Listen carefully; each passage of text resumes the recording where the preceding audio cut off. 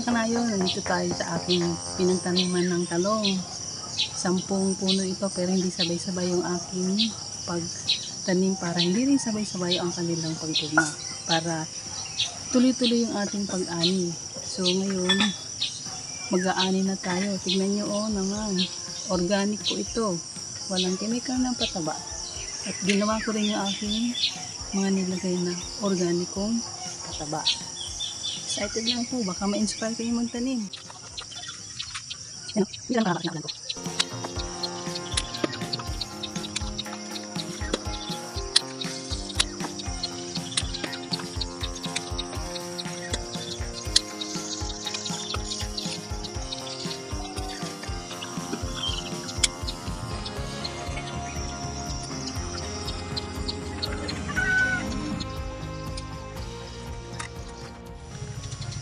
Hello, may kanayon. Ito na yung aking napitas na talong.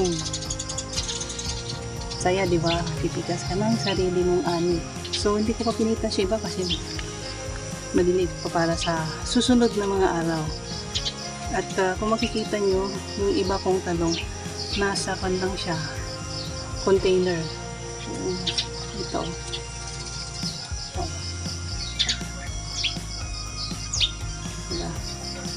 Masaya.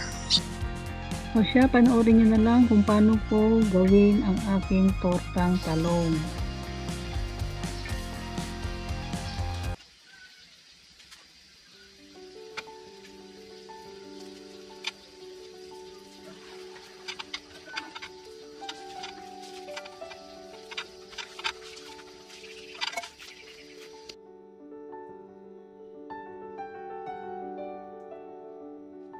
So, ito yung grill na nating talong. Gagawa tayo ngayon ng ating butter. Dahil vegetarian, wala tayong itlog. Ano ang substitute ko sa itlog?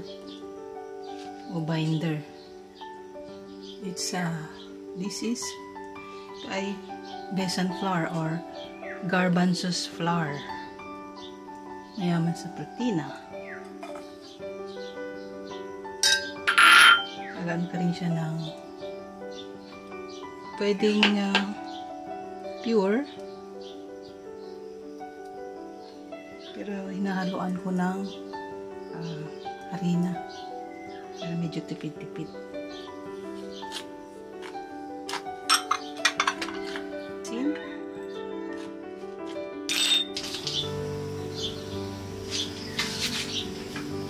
Paminta.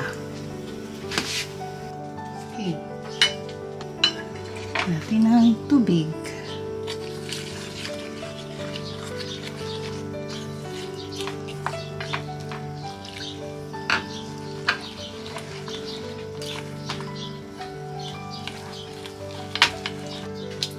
Konting tubig pa at medyo malapot.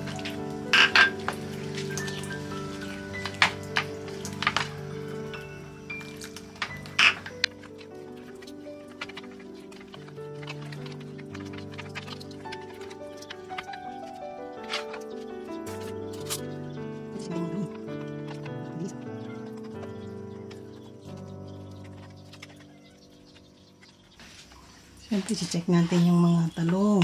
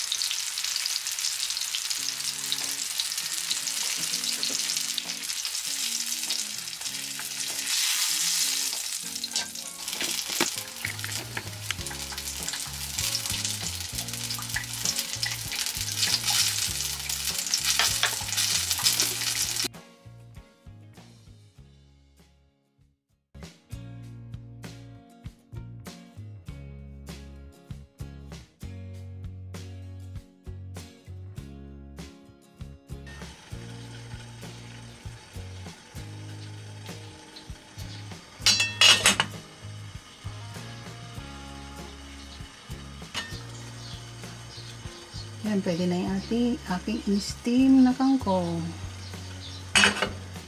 Yan, nakaminos naman tayo ng ating almusal ngayon. Gusto ako ng sausawan, toyo pa naman sili. At meron tayo ditong kape.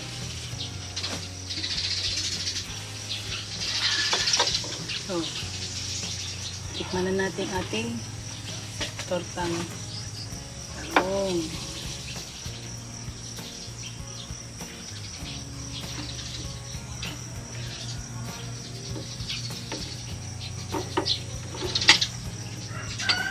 Kain tayo.